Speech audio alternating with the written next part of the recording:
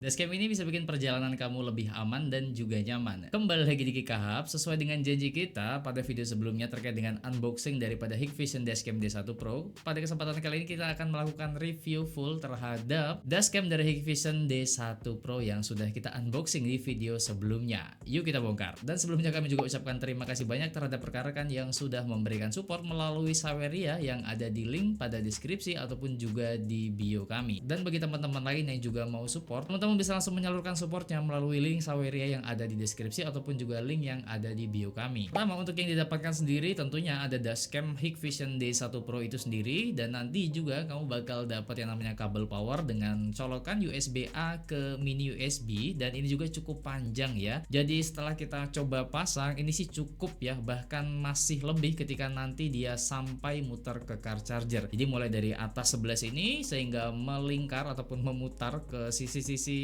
kaca mobil hingga ke bawah ke bagian setir dan nanti masuk ke bagian port car chargernya, ini juga masih ada lebih. Jadi ya untuk kabelnya sih ini saya rasa cukup ya. Dan selanjutnya nanti di paket pembelian juga ada dua buah plastik alas untuk mengalasi double tip dari dashcamnya. Jadi nanti double tipnya ini nggak langsung menempel ke kaca ya, tapi dia menempel ke plastik. Ini penting banget, jadi biar nanti di kaca itu nggak ada bekas kalau nanti mau kamu lepas ataupun mau dipindah tempatkan untuk dashcamnya. Dan kemudian juga ada car charger dengan dua lubang, dan yang terakhir tentunya ini ada manual book. Ini sebelumnya udah kita bahas ya di video unboxing yang sebelumnya. Kemudian untuk kesan pertamanya sih ini finishingnya rapih ya, baik di bagian kameranya ataupun juga di bagian penempelannya, ini semuanya rapi. Bobotnya juga termasuk ringan dan desainnya ini saya suka sih ya. Desainnya ini compact, jadi dia termasuk kecil. Kemudian di sekitar bodi kameranya sendiri ini ada kamera ya di bagian sebelah sini, dan ada juga tulisan Hikvision di bagian belakangnya, di bagian belakangan yang berlawanan dengan kamera. Kemudian di sisi handle-nya ataupun sisi yang merekatkan ke kaca itu nanti ada port USB ataupun port mini USB sebagai sarana power ataupun sebagai sumber power dari aki mobil tentunya. Dan ini nanti juga di sebelah sini ada slot untuk micro SD card. Masuk ke spesifikasinya, di sini tertulis ya untuk resolusi videonya ini bisa sampai di 1440p x 2560 atau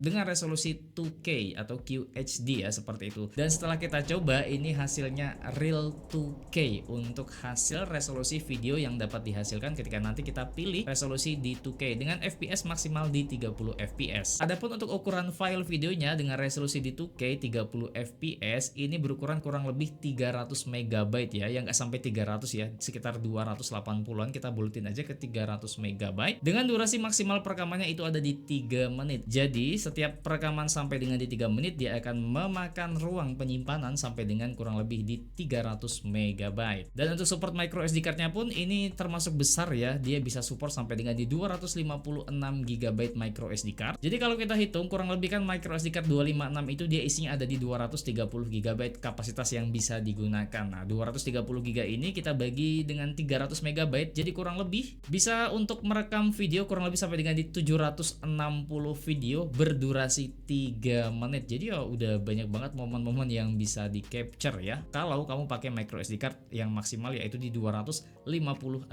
GB.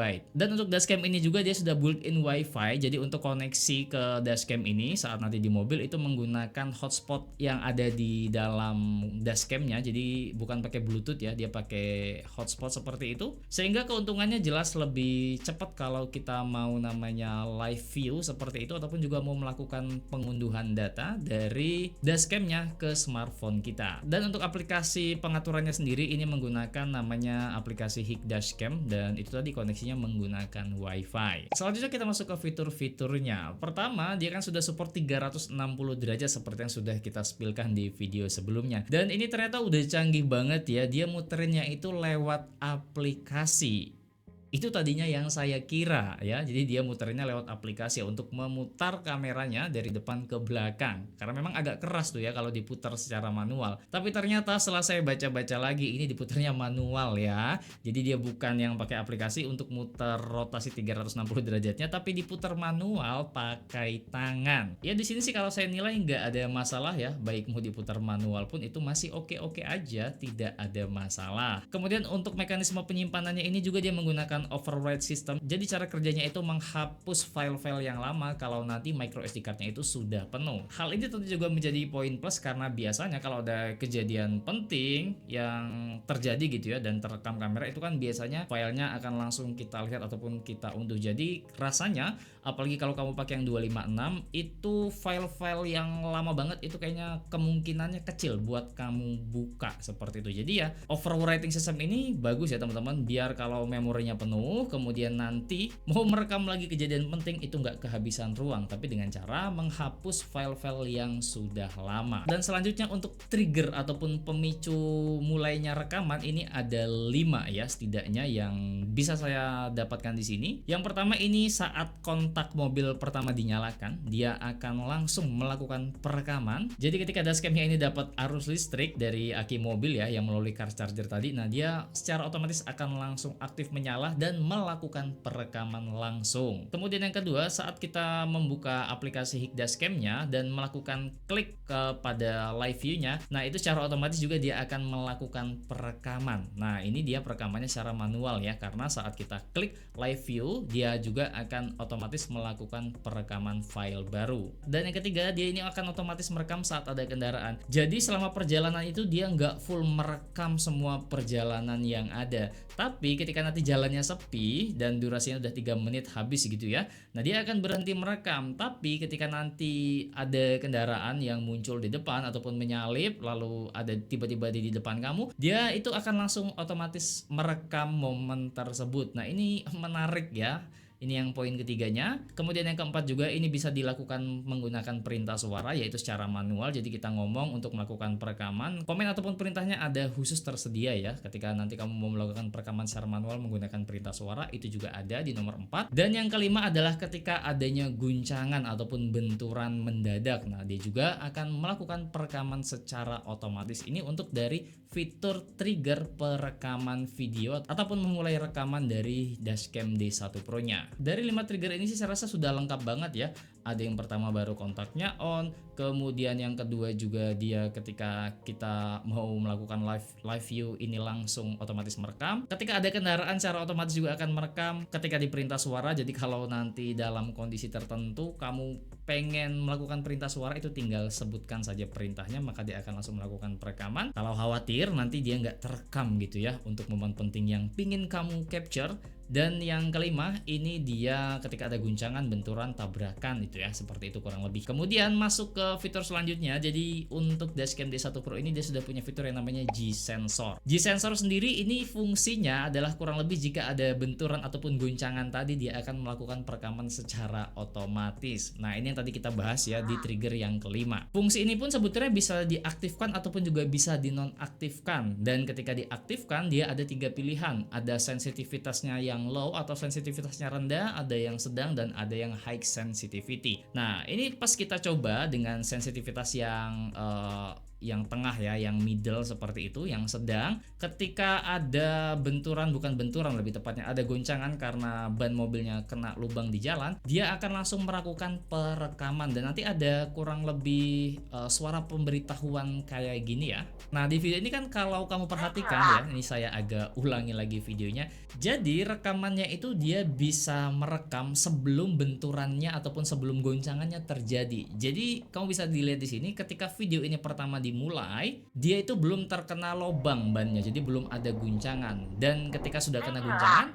dia terekam pada 3-5 detik ya setelah durasi video pertama yang di-trigger saat ada guncangan. Nah ini menarik ya teman-teman. Jadi dia itu bukan ketika guncangan baru mulai rekam, tapi semacam kayak sudah merecord momen-momen sebelum momen-momen biasa, tapi ketika ada guncangan maka dia akan cut di beberapa detik tertentu untuk mulai merekam, dan setelah itu ada guncangan dia masih bisa keambil itu untuk guncangannya. Ini bukan penting ya. Ya pertama penting, tapi yang kedua adalah di sini hal yang menarik ya, karena saya kira itu ketika ada guncangan dia baru mulai detik pertama itu ketika guncangan terjadi, tapi di hasil videonya ternyata detik pertama itu dimulai sebelum guncangan ataupun benturan itu terjadi.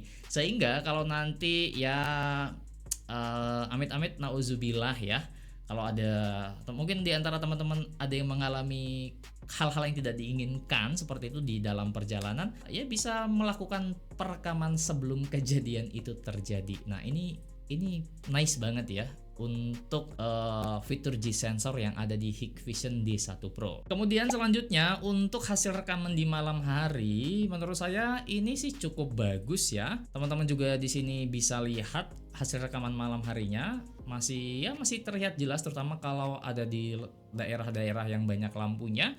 Dan ya meskipun masih ada terlihat sedikit noise ya, tapi secara keseluruhan sih saya rasa ini udah bagus ya teman-teman untuk hasil seperti ini. Dan BTW ini teman-teman yang teman-teman lihat sekarang ini resolusinya yang di 2K 30 fps ya. Ini untuk yang video malam harinya. Dan selanjutnya dia juga punya fitur yang namanya parking monitor. Jadi dia bisa 24 jam aktif terus gitu ya kameranya. Tapi dengan catatan ini memerlukan equipment tambahan ataupun memerlukan perangkat tambahan. Jadi nanti cara kerjanya ketika kontak itu off, maka dashcamnya ini akan bypass bukan dari car charger lagi ngambilnya, bukan dari car lighter itu ya, bukan dari lubang itu, tapi dia langsung mengambil ke jalur aki. Jadi ada semacam kayak kabel dan perangkat konverter tambahan, konverter arus ya dari aki untuk bisa dipakai ke dashcamnya. Nah, sayangnya di sini unit untuk tambahannya tersebut tidak bisa saya review ya, karena kebetulan kemarin unit yang kita review itu tanpa adanya equipment tambahan tersebut. Tapi kurang lebih cara kerja equipmentnya seperti itu ya. Dia melakukan bypass dari harusnya ke car charger, tapi ketika kontak off dia akan langsung mengambil arus ke aki langsung. Dan selanjutnya ada juga fitur voice control ataupun voice command gitu ya, perintah suara. Nah, ini juga mohon maaf sekali kemarin pas kami berkesempatan untuk nyobain itu saya nggak tahu kalau ada voice command-nya, dan ternyata setelah saya baca-baca lebih detail lagi, ternyata di sini dia ada punya perintah suara ya, seperti perintah untuk ambil gambar, memulai dan juga menghentikan perekaman. Nah, ini yang tadi sempat kita bahas ya, pakai voice command. Jadi nanti kalau ada momen penting yang kiranya khawatir ataupun takut nggak keambil gambarnya, itu teman-teman bisa langsung pakai perintah suara aja dibandingkan buka HP kemudian klik live view dari aplikasi Hik Dashcam-nya. Nah, itu untuk voice control command. Lalu di bagian folder penyimpanan yang ada di dalam micro SD card-nya nanti, jadi nanti ketika teman-teman buka itu ada 3 folder file. Yang pertama ini ada folder untuk foto ataupun gambar hasil jepretan gitu ya. Dan di videonya itu dia dibagi 2. Jadi ada folder normal sama folder event. Apa bedanya antara keduanya? Jadi kalau untuk folder yang namanya folder normal itu dia untuk menyimpan video yang di-trigger dari saat kontak pertama kali dinyalakan, kemudian juga yang dilakukan oleh perekaman otomatis ketika ada kendaraan. Jadi video-video saat teman-teman nyalain kontak pertama kali dan video otomatis yang direkam ketika ada kendaraan di hadapan kameranya, itu kendaraan yang berhasil ditangkap sama kamera, itu akan disimpan di dalam folder normal. Adapun untuk folder yang event ini fungsinya untuk menyimpan perekaman manual, baik yang pakai perintah suara mungkin ya, dan juga pakai yang klik live view seperti itu. Itu filenya bakal ada di folder event. Dan juga untuk rekaman yang di trigger ataupun yang dipicu sama sensor G sensornya itu tadi. Jadi untuk yang normal tadi itu ketika pertama kali dinyalakan, dan juga ketika melakukan perekaman otomatis ketika ada kendaraan yang ada di hadapan kameranya ataupun yang berhasil ditangkap sama kamera. Dan di folder event ini dia untuk perekaman manual, baik yang dilakukan menggunakan perintah suara ataupun juga dengan klik live view di aplikasi Hik Dashcam, dan juga untuk hasil rekaman yang dipicu sama G sensor kayak benturan, goncangan, masuk kena lubang seperti itu ya. Adapun untuk format gambarnya dia menggunakan JPG. Adapun kalau untuk videonya ini dia menggunakan format transport stream atau formatnya file videonya itu adalah format .ts. Untuk daftar keunggulan dan kekurangan daripada format ini udah kita sajikan ya, teman-teman bisa lihat di sini untuk kurang lebih apa sih keunggulannya format TS seperti itu ya. Nah, tapi apakah masalah? Nggak ada masalah sih ya untuk filenya, untuk format filenya nggak ada masalah, bisa dibuka di HP, di laptop pun bisa, nggak ya tinggal tonton aja, nggak ada masalah gitu untuk file dengan format TS. Dari beberapa percobaan pengujian dan review kita di sini saya ada beberapa nilai plus ya yang baik untuk Hikvision Dashcam D1 Pro. Pertama, fitur G-Sensor ya. Itu G-Sensor asli ngebantu banget. Ya kalau ada hal-hal yang tidak diinginkan lah intinya. Dan menariknya juga G-Sensornya itu tadi seperti kita bahas. Jadi dia mulai perekamannya itu filenya bukan saat terjadi benturan, tapi beberapa detik sebelum terjadi benturan ataupun goncangan. Itu pertama terkait dengan G-Sensornya. Dan yang kedua untuk fitur Night Visionnya. Night Visionnya ini ya untuk perekaman malam hari dia masih tergolong bagus sih teman-teman ya, meskipun ada sedikit noise yang bisa teman-teman perhatikan di sini, tapi nggak terlalu masalah sih ya, intinya detailnya masih bisa dapat. Dan yang ketiga mekanisme auto tag-nya ya, jadi dia bukan merekam full seluruh perjalanan gitu enggak, tapi merekam ketika otomatis akan merekam ketika ada kendaraan yang ada di depan ataupun yang ditangkap sama kamera, dia secara otomatis akan langsung memulai perekaman gitu ya. Nah itu untuk yang ada di bagian ketiga fitur auto tag, dan yang nilai plus yang keempat adalah di fitur voice command-nya. Jadi kalau nanti tiba-tiba mau record gitu ya, seperti yang sudah kita jelaskan sebelumnya, kalau nggak pengen kehilangan momen penting atau kayak tempat bagus yang kosong, kayak pengen teman-teman ambil gambar pemandangan, soalnya kalau nggak ada kendaraan lagi sepi kan dia nggak mulai perekaman, nah teman-teman bisa pakai perintah suara aja. Itu tadi 4 nilai plus ya untuk Hikvision Dashcam D1 Pro. Oh ya, sebelum saya lanjut ini ada yang ketinggalan saya sampaikan. Jadi durasi video yang direkam itu maksimal dia sekali merekam bisa sampai dengan di 3 menit ya teman-teman. Jadi dia ada pilihan 1 menit, 2 menit, dan paling lama 3 menit. Kalau saran saya sih langsung pakai 3 menit aja. Tapi ya ini disesuaikan lagi sama kebutuhan. Tapi kalau saran saya sekali lagi langsung 3 menit aja untuk start perekamannya. Itu pertama. Dan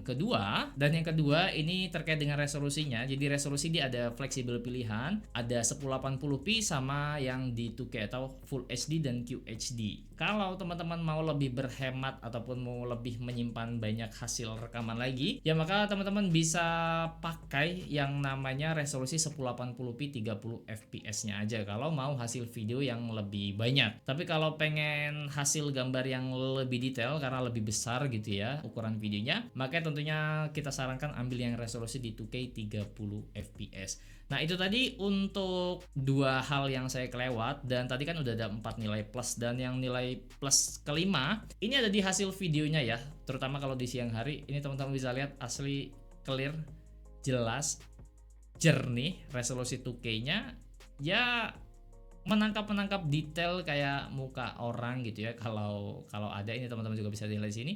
Ya dia detail gitu menangkap hasil gambarnya. Jadi ya nice ya untuk 5 poinnya ini tadi nilai plusnya. Namun demikian ada beberapa juga catatan nih yang harus diperhatikan dari Hikvision Dashcam D1 Pro. Pertama, ini USB-nya ya, colokannya dia masih pakai USB mini. Ya pertama ini tahun 2025 seharusnya sih bisa ya pakai tipe C. Ya tapi ini juga mungkin ini yang jadi alasan supaya untuk menekan budget ya. Soalnya ya USB mini itu dia produk lama, produk teknologi lama, mungkin ya pasti lebih murah gitu ya kalau pakai USB mini. Tapi ternyata USB mini juga dia punya keunggulan di mana USB mini ini dia lebih tahan untuk dicolok cabut karena dia lebih tebel ya untuk struktur daripada USB mini. Mungkin ini sih yang jadi alasan kenapa masih pakai USB mini, tidak menggunakan yang namanya USB-C. Dan kemudian itu tadi dia hanya untuk daya aja, bukan untuk lalu lintas data, tapi hanya untuk daya yang cuma kurang lebih ya dayanya juga kecil kok yang dipakai. Jadi ya masih bisa ditampung sama yang namanya teknologi USB mini. Itu catatan pertama. Dan yang kedua untuk 24 jam parking monitoringnya ini ada equipment tambahan yang dijual terpisah. Sebetulnya di dalam SKU produknya itu dia ada pilihan gitu ya, plus parking monitoring atau yang terpisah. Jadi ya teman-teman bisa jadikan catatan juga. Dan yang ketiga terkait dengan pemasangannya. Aduh ini penting banget deh catatan yang ketiga ini. Kalau mau dipasang di tengah, waspada sama yang namanya spion tengah. Karena pertama apa saya pakai, ini saya bener-bener tempelin di bagian depan spion tengahnya. Harapannya, tujuannya adalah biar kalau dari luar itu nggak terlalu kelihatan, nggak terlalu mencolok, dan bagian dari dalam dari kayak penumpang itu pun dia nggak kelihatan ya karena ketutupan sama yang namanya spion tengah. Tapi ternyata masalahnya terjadi ketika kita mau putar 360 derajat ke bagian penumpang, itu dia ketutupan sama yang namanya spion tengah. Jadi ya nggak bisa ngambil gambar, bisa tapi agak nunduk ke bawah gitu loh. Jadi yang bagian belakang itu dia nggak kelihatan, hanya kelihatan badannya aja dan kelihatan bagian yang duduk di seat depan aja untuk mukanya. Kalau yang belakang dia kepotong. Nah, ini catatan ya, kalau memang mau pakai ini juga sesekali untuk merekam kondisi di dalam mobil, ya maka saya sarankan sih harus diturunkan di bawah level spion tengahnya biar nanti ketika diputar itu nggak nyangkut. Ini catatan penting banget ya, karena itu saya coba pertama biar harapannya nggak kelihatan gitu ya. Tapi ternyata mau diputar ke belakang dia malah nggak bagus hasilnya, nyangkut ataupun kehalangan sama spion tengah seperti itu. Itu tiga poin penting ya teman-teman.